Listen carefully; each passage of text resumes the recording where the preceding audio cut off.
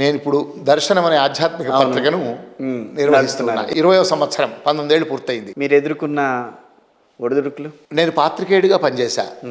దాదాపు 20 నుంచి 25 ఏళ్ళు నేనంతా కూడా పెద్ద పెద్ద సంస్థల్లోనే, ఈనాడు, ఆంధ్రజ్యోతి లాంటి సంస్థల్లో కొంతకాలం సాక్షిలో పనిచేశాను. ఈ ఆధ్యాత్మిక రంగంలోకి రావాలి అనేటువంటి భావన నాకు రావడానికి కారణమే, సరే మీరు పాత్రికేయ రంగంలో ఉన్నవాళ్లే, మనం అంటే హిందూ ధర్మం, సనాతన ధర్మం ఇవన్నీ మాట్లాడుతూ ఉంటాం, అంతమందిని విమర్శిస్తుంటాం, కానీ ఆచరణ చేయడానికి మాత్రం మనం చేసేటివన్నీ కూడా వ్యతిరేక పనులే చేయాల్సి వస్తుంది. నాకు నేనైనా కూడా మన ధర్మం కోసం ఏదైనా పని చేయాలి. ఇక్కడ ఈ పాత్రికేయుడిగా ఉంటే మాత్రం రాను రాను రాను రాను అనైతిక విషయాలు, యాజమాని యొక్క అభిష్టాన్ని నెరవేర్చే పనులు మాత్రమే చేయడం తప్ప ధర్మమైన పనులు చేసే పరిస్థితి లేదు అని నాకు నేనుగా అనుకుని, ఒక రకంగా విఆర్ఎస్ తీసుకున్నట్టే, ఓకే, నేను ఏదైనా ఒక్కడిని ఒక ధార్మిక మార్గంలో ఉండాలి. ధార్మిక మార్గంలో ఉండాలంటే నాకు ఒక పని ఉండాలి. ఏ పని? నేను పాత్రికేయుడిని కనుక పాత్రికేయ రంగం ద్వారా ధార్మిక సేవ చేయాలనుకుని దర్శనం అనే ఒక ఆధ్యాత్మిక పత్రికను పెట్టి ఈ 20 ఏళ్లుగా నిర్వహిస్తూ ఉన్నా. పత్రిక నిర్వహించడం ఎంత క్లిష్టమో, ఎన్ని సమస్యలో అవన్నీ ఎదుర్కొంటున్నా నాకున్న అనుభవంతో, నాకున్న మొండి పట్టుదలతో నేను నిర్వహిస్తూ ఉన్నా. అది కాక సనాతన ధర్మం అంటే ఏంటి, హైందవం అంటే ఏంటి, మన సనాతన ధర్మంలో ఉండేటువంటి మూల స్తంభాలు ఏమిటి, ఈ సమాజానికి తెలియజెప్పాలి అనే ఉద్దేశంగా ఆదిశంకరాచార్యులు స్థాపించిన 4 చతురామ్నాయ పీఠాల జగద్గురువులను మన భాగ్యనగరానికి తీసుకువచ్చి వాళ్ళకు గురువందనం అనే కార్యక్రమాలు చేసి, ఈ ధర్మంకే, ఈ సనాతన ధర్మాన్ని పరివ్యాప్తం చేయడమే, ప్రచారం చేయడమే, ప్రసారం చేయడమే వాళ్ళ లక్ష్యంగా జీవితాలను పణంగా పెట్టిన మహానుభావులు. వాళ్ళు వేద పండితులు కావచ్చు, ధార్మికవేత్తలు కావచ్చు, ఆధ్యాత్మికవేత్తలు కావచ్చు, వాళ్ళని సమున్నతంగా గౌరవించాలి. ఇవాళ కొన్ని సంస్థలు, కొన్ని సంఘాల వాళ్ళు సినిమా యాక్టర్లకు లైఫ్ టైం అచీవ్మెంట్ అవార్డులు ఇస్తారు, కొంతమంది రాజకీయ రంగంలో వాళ్ళకి ఇస్తారు, వేరే రంగంలో వాళ్ళకి ఇస్తారు. కానీ ఈ జీవితాలను మన మూల సిద్ధాంతమైన సనాతన ధర్మం కోసమే జీవితాన్ని అర్పించిన వ్యక్తుల కింద మించిన హీరోలు, వాళ్ళకి మించినటువంటి మేరునగ ధీరులు, గొప్పవాళ్ళు, మహానుభావులు ఇంకెవరుంటారు?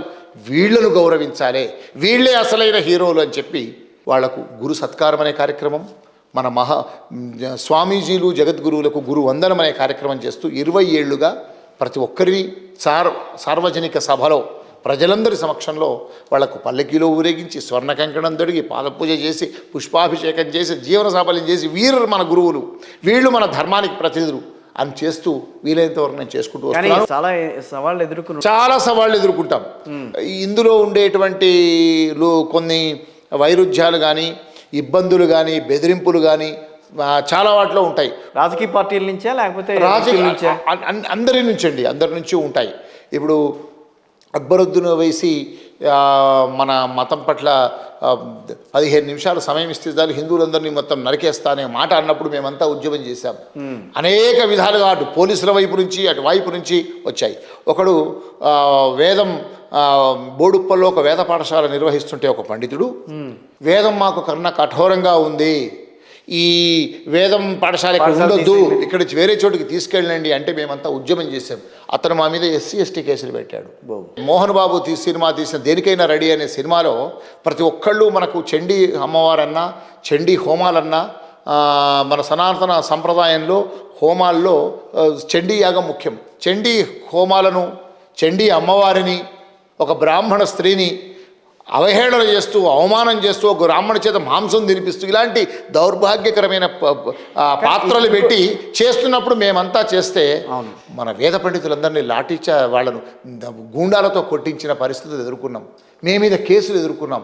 ఇలా ఒక అర్చకుడికి అన్యాయం జరిగిందంటే మేము వెళితే వాళ్ళ నుంచి దాడులు, ఇలా ప్రతినిత్యము ఏదో ఒక రకమైనటువంటి ఇష్యూలో సనాతన ధర్మాన్ని కాపాడే వాళ్ళకు సంబంధించి మేము బాసటగా నిలవడానికి ఉంటూ చేస్తున్న పనులలో, ఒక ఆలయంలో ఆస్తులు ఆక్రమించుకునే వాళ్లను మళ్ళీ పరిరక్షించాలని చెప్తున్న విషయంలో కబ్జాదారుల నుంచి కానీ, ఇలా రకరకాలమైన వాళ్ళ నుంచి అనుక్షణం సవాళ్లే. కానీ శర్మ గారు, ఇప్పుడు అసలు సినిమాల్లో ఎందుకని నేను ఇందాక నుంచి అడుగుదాం అనుకున్నాను, ఎందుకు ఈ రకమైన పెడధోరణి వస్తుంది?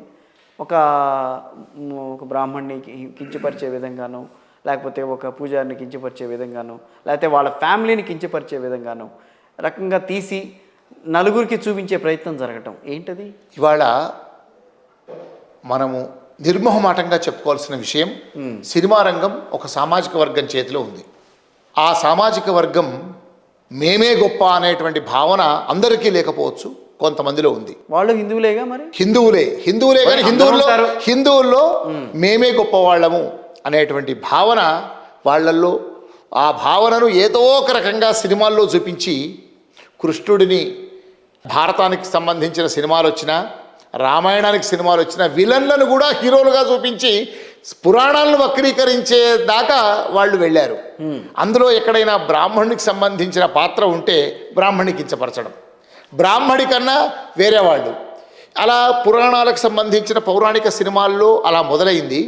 చివరికి ఒక పురోహితుడు పెళ్లి సంబంధాలు తీసుకొచ్చి, ఒక పెళ్ళిళ్ళ పేరయ్యేలాగా తీసుకొచ్చి, అతను సంబంధం సరిగా చూడకుంటే రూమ్లోకి వెళ్ళి అతను కొట్టడం, అతని కాలుతో తన్నడం, అతన్ని ఒక బఫూన్ పాత్రగా చూపించడం, ఒక విదూషకునిలాగా చూపించడం, అలాగే సినిమాల్లో ఇంకా విభిన్నమైనటువంటి పాత్రల్లో అర్చకుడిని ఘోరంగా చూపించడం, అర్చకుడిని ఒక పరమ నీచ నికృష్టుడిగా పాత్ర చూపించడం, అర్చకుడి వల్లే ఆలయం అంతా నాశనం అవుతుందని చూపించడం, ఇలా ఉద్దేశపూర్వకంగా పురోహితుడినైనా, అర్చకుడినైనా, వేద పండితుడినైనా కావాలని కుట్రతో వాళ్ళు తీసుకుంటూ వస్తూ ఉన్నారు. ఆ పరిస్థితులే పరాకాష్ఠగా ఏదైతే సామాజిక వర్గం ఉందో వీళ్ళకన్నా మేము గొప్ప అనే భావన చేత ఇవన్నీ చేసుకుంటూ వస్తుంది. అవన్నిటి వల్లే ఇవాళ సమాజంలో కూడా మిగతా వాళ్ళు ప్రశ్నించడానికి కూడా కారణం ఈ సినిమా మాధ్యమం అనేది ప్రధాన పాత్ర వహిస్తుంది. సినిమాల నుంచి కొంత ఛానళ్ళు, శాటిలైట్ ఛానళ్ళు వచ్చాక కూడా కొన్ని సీరియల్స్లో కూడా అదే పాత్ర కొనసాగుతుంది. దాని మీద ఎవరూ మాట్లాడాల. ఇప్పుడు ఒక 30-40 ఏళ్ల క్రితమే ఒక బ్రాహ్మడిని అత్యంత హీనంగా ఒక బఫూనుగా చూపించినప్పుడు ప్రశ్నించలేదు. ఎప్పుడైతే దేనికైనా రెడీ సినిమా లాంటివి వచ్చాక ఆ దుర్మార్గాలను మనం ఎదిరించడానికి కొంత ఆలోచన మొదలైంది, కొంత చైతన్యం వచ్చింది. ఇప్పుడిప్పుడే ప్రశ్నిస్తున్నారు. బహిరంగంగా వాళ్ళ చేత క్షమాపణలు చెప్పించడము, వాళ్ళ నుంచి అనేకమైనటువంటి బెదిరింపులు వచ్చినా ఎదుర్కొని మేమంతా ఒక టీమ్గా ఏర్పడి ఎదురిస్తూ ఉన్నాము. ఇప్పటికీ వాళ్ళ భావజాలం మారకున్నా వాళ్ళను ఒళ్ళు దగ్గర పెట్టుకొని సినిమాలు తీసేలా మా వంతుగా మేము ప్రయత్నం చేస్తున్నాం. దానికి కొన్ని హైందవ సంఘాలు కూడా సహకరిస్తూ ఉన్నాయి. ఏది ఏమైనా ఇవాళ ధర్మాన్ని కాపాడే, సనాతన ధర్మాన్ని కాపాడే, జీవితమంతా కూడా త్యాగాల పునాదుల మీద బతికే, కఠోరమైనటువంటి నియమ నిష్టలతో బతికే సమాజం ఏదైనా ఉందంటే నిస్సంకోచంగా బ్రాహ్మణ సమాజం. ఈ బ్రాహ్మణ సమాజం బతికితేనే సనాతన ధర్మం బతుకుతుంది. సనాతన ధర్మం బతికితేనే భారతదేశం అనేటువంటి కర్మభూమి యొక్క ఆనవాళ్లు కనిపిస్తాయి. అది ఉండాలంటే ఈ బతికి బట్టగడుతున్న ఈ చాలా కుచించుకుపోయినటువంటి ఈ బ్రాహ్మణ సమాజాన్ని కాపాడుకోవాల్సిన అవసరం ఉంది, గౌరవించాల్సిన అవసరం ఉంది. సినిమాలు లాంటి మాధ్యమాల్లో వీళ్ళకు వ్యతిరేకంగా అవహేళన చేసే, అవమానం చేసే పరిస్థితిని మార్చాల్సిన అవసరం ఉంది. అలా మార్చడానికి చైతన్యం కలిగిస్తున్నాం. అనేక సభల్లో కూడా పెద్ద పెద్ద హీరోలు కూడా వాళ్ళ మానసిక స్థితిని మార్చుకుంటూ ఉన్నారు. ఇంకా మారాలి, మనం గౌరవించుకోవాలి ఈ సమాజాన్ని. ఈ గౌరవం, ఈ వీరి వల్ల ఇంకా సమాజం అంతా కూడా పూర్తి స్థాయి సంస్కారంగా మారాలి అనడం కోసమే ప్రయత్నం. ఇంకా మేము మారము, మేము అలాగే వ్యవహరిస్తామంటే మటుకు దేనికైనా సిద్ధమై, అవసరమైతే భౌతిక దాడులకు కూడా దిగి వాళ్ళందరినీ ఎదిరించి ఈ సమాజాన్ని కాపాడుకోవడానికి మేమంతా సదా సిద్ధంగా ఉంటాం. Right. Thank you very much అండి. నమస్కారం.